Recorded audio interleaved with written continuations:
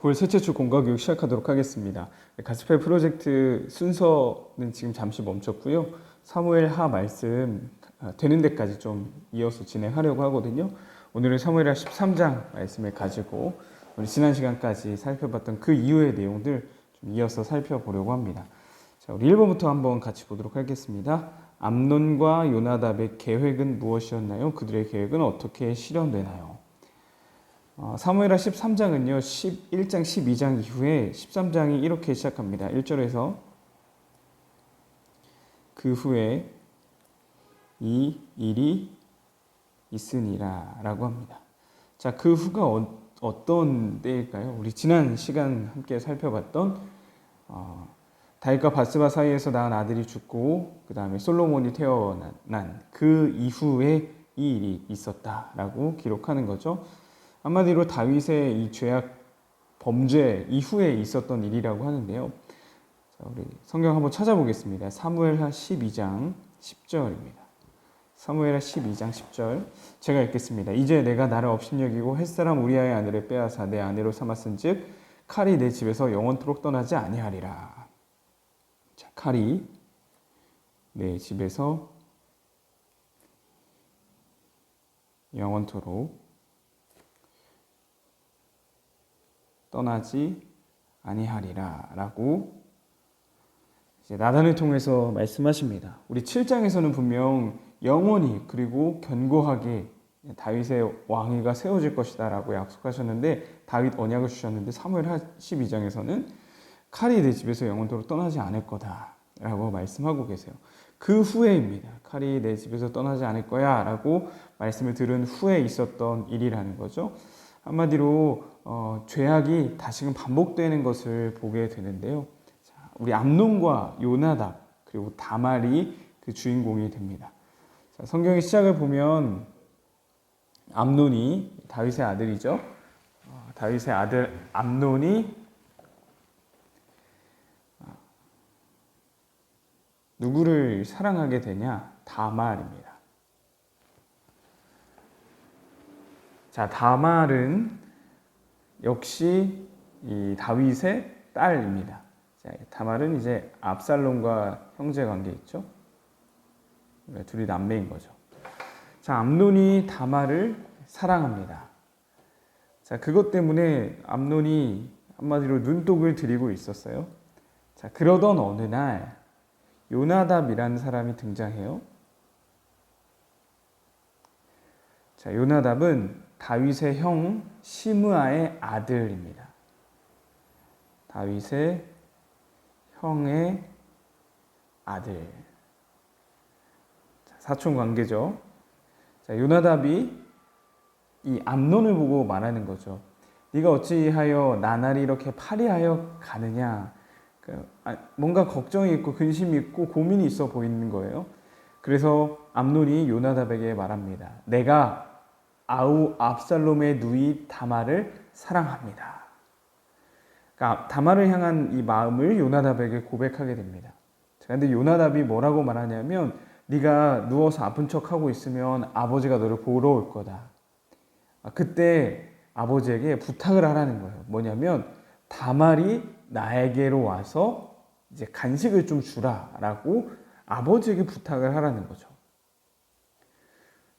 자, 우리 성경을 볼 때요 가장 기본입니다. 내용 파악입니다. 우리 큐티 학교도 하고 있는데 자, 내용 파악. 그러니까 인물 사건 배경 기본이죠. 자, 인물들이 좀 등장하거든요. 그래서 이 인물들이 각각 어떤 상황이었고 어떤 말을 했고 어떤 행동을 했는지를 꼭 기억하셔야 돼요. 자, 이 넷다 즉 이 셋은 다윗의 자녀들이고 여기는 사촌. 자, 암논이 다말을 좋아해요. 이걸 요나답과 같이 이야기를 했습니다. 요나답이 뭐라고 해요? 계획을 꾸미죠. 침상에 누워 있으면 병든 척 하고 있으면 아빠가 올 거다. 다윗이 올 거다. 다윗에게 부탁해라. 다말에게 간식을 좀 먹여달라라고. 자, 그 계획을 세우게 되고요. 1절부터 6절에서 자, 그 계획이 어떻게 실현이 됐냐면 정말 그대로 누워 있었고 다윗이 왔고 다말을 통해 나에게 먹을 걸 좀 달라고 해라라고 부탁을 하게 합니다. 자, 그 계획이 다윗을 통해 다말이 이제 집으로 들어오게 된 거죠. 자, 그 결과 어떤 결과가 나왔을까요? 자, 11절을 보면 암논이 말합니다. 나의 누이야, 나와 동침하자.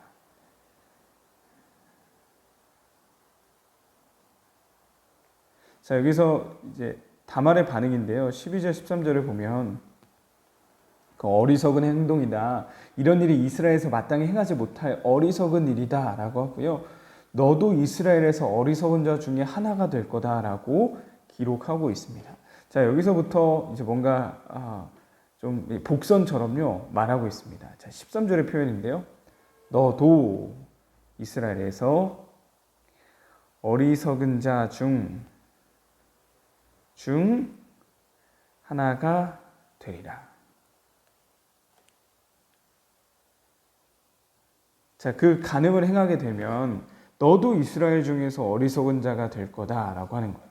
자, 너도라면 이미 이런 일을 해서 어리석은 자가 있다는 거죠.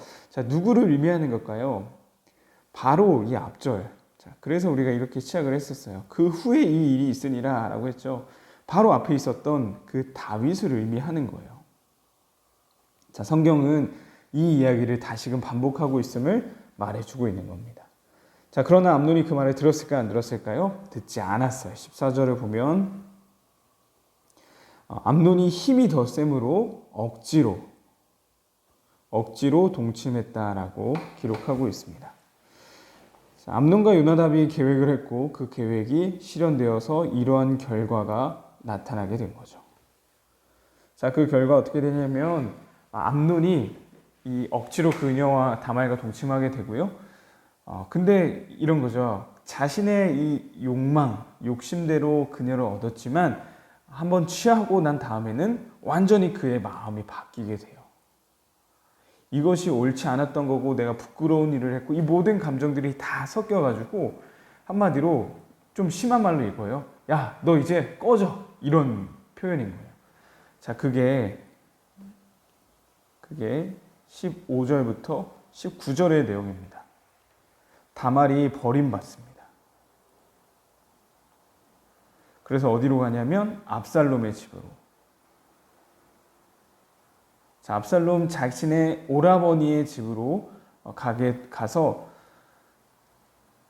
한마디로 폐인처럼 있는 거죠.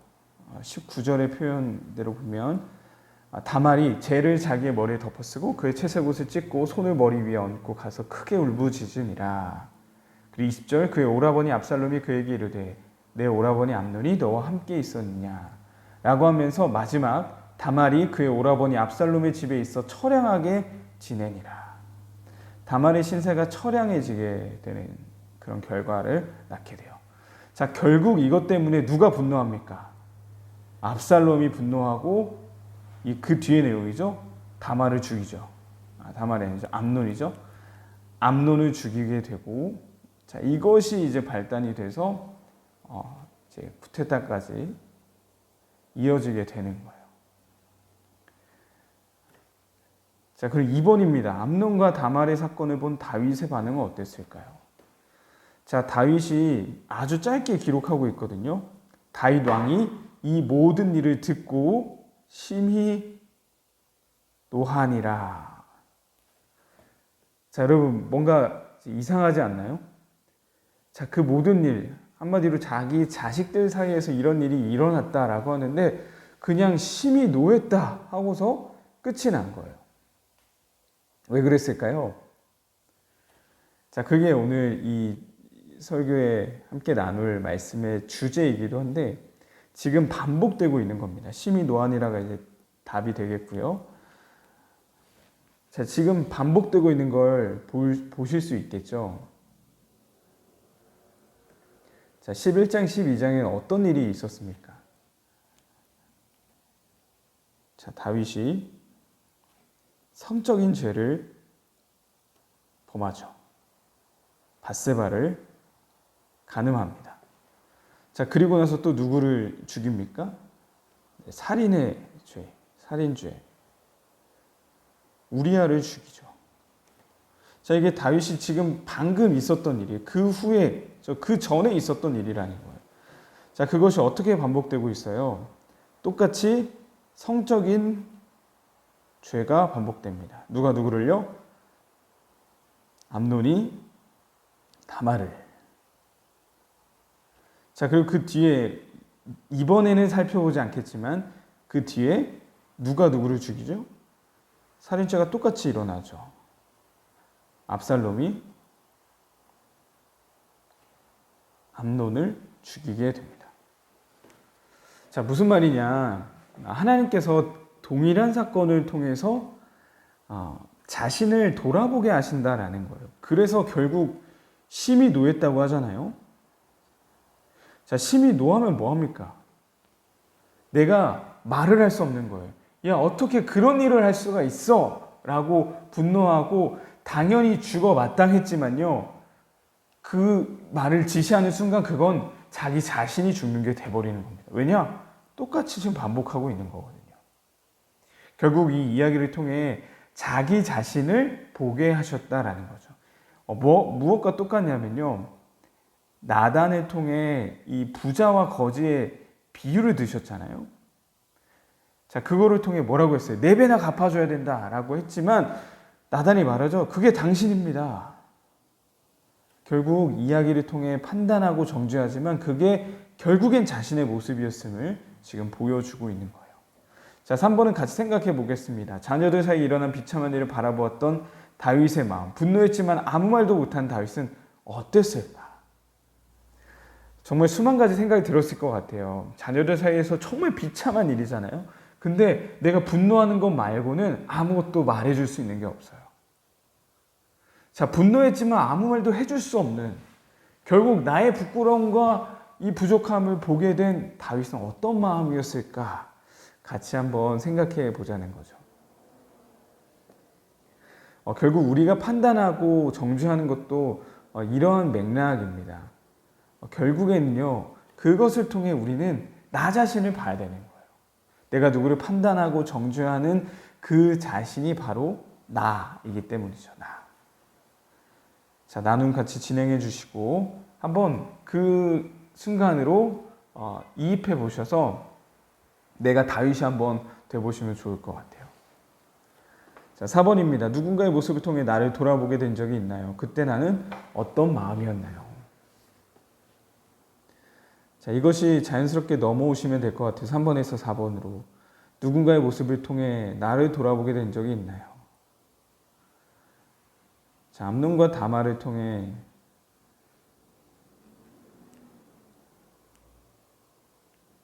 다시요. 암논과 다말을 통해 무엇을 봅니까? 다윗과 밧세바를 보는 거예요. 그래서 아무 말도 할 수 없게 하나님이 하신 겁니다. 그때 나는 어떤 마음이었는지. 자, 3번에서 4번으로 자연스럽게 이어주시면 되겠습니다. 자, 프란시스 셰퍼라는 이 신학자가 있습니다. 20세기 신학자인데요. 자, 이분이 이런 표현을 썼어요. 우리 이게 설교 제목인데, 보이지 않는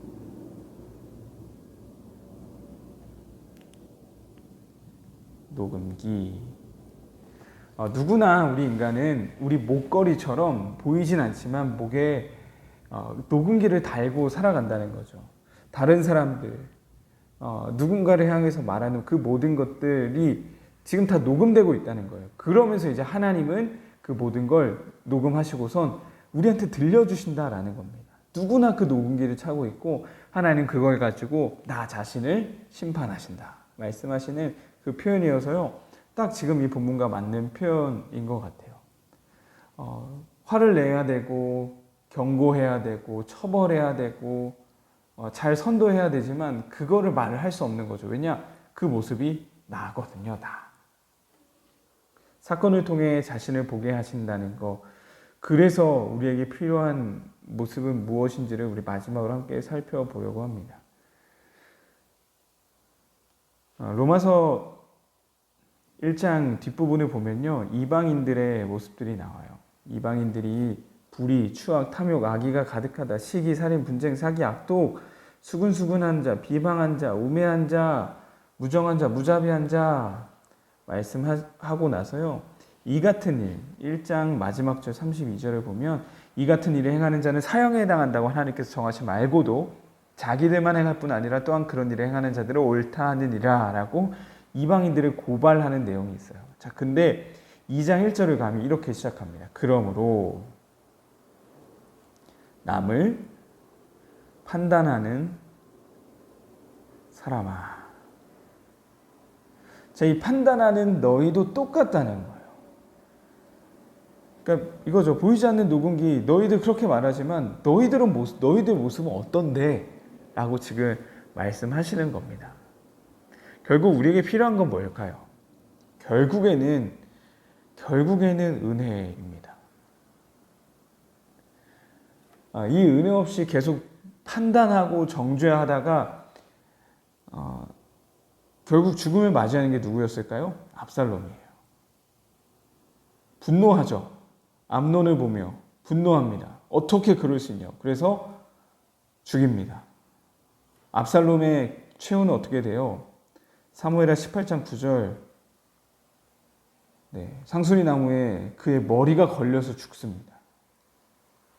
결국 은혜 없이 그냥 판단만 하고 정죄만 하고 정의롭게만 이걸 해보려고 하는 그 결과는 죽음이었다라는 거예요. 우리에게 필요한 건 이 은혜의 관점입니다. 누군가를 바라보는 그 은혜의 관점이 바로 나를 향한 관점이기 때문이라는 거죠.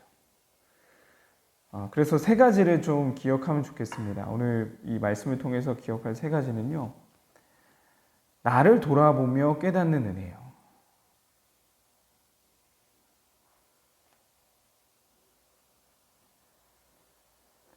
나를 돌아보며 깨닫는 은혜가 필요하고, 비방과 비난,